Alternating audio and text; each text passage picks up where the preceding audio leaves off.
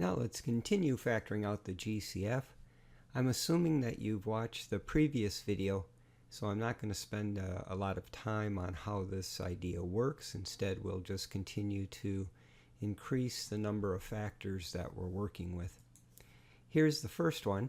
This one's got a little twist to it. See if you can figure it out.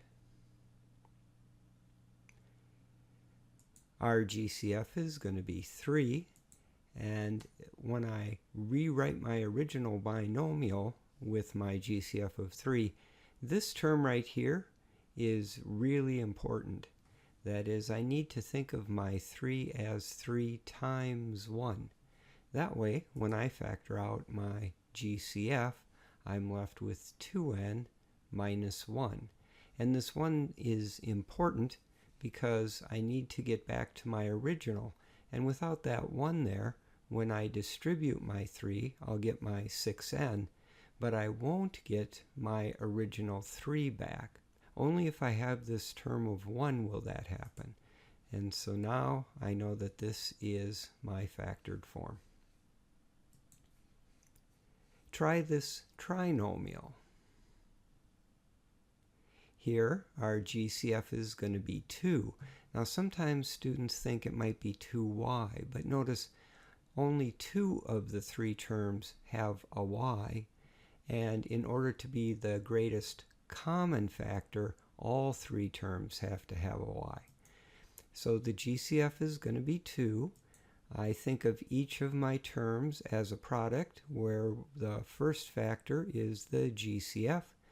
Once I factor out my GCF of 2, inside the parentheses, I'll be left with y squared plus 3y plus 2.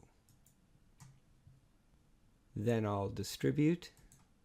Find my trinomial is a perfect match to the original, and I feel confident then that this is my factored form. Here's another.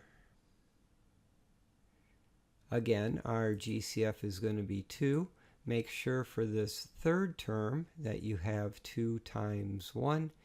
Only then will it be that when you take out the GCF, you'll be left with 2x squared minus 4x minus 1.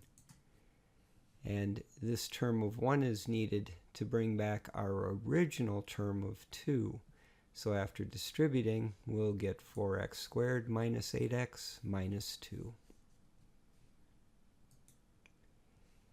Here's one more.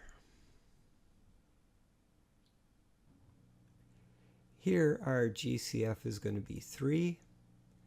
I'm going to rewrite my terms, factor out my GCF, and what's left is 4x squared plus 2x plus 3. And here's my check. Here's another. My GCF is going to be 2.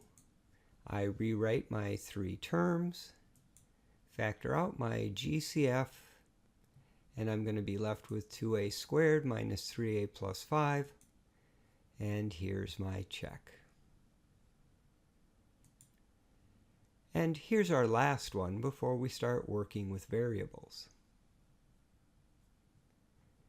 Now you might think the GCF is 2, but please notice that all 3 share a factor of 4. Here are my 3 terms written with 1 factor as the GCF. I factor out my 4 and I'm left with 3p squared plus 2p minus 5. And the check looks good.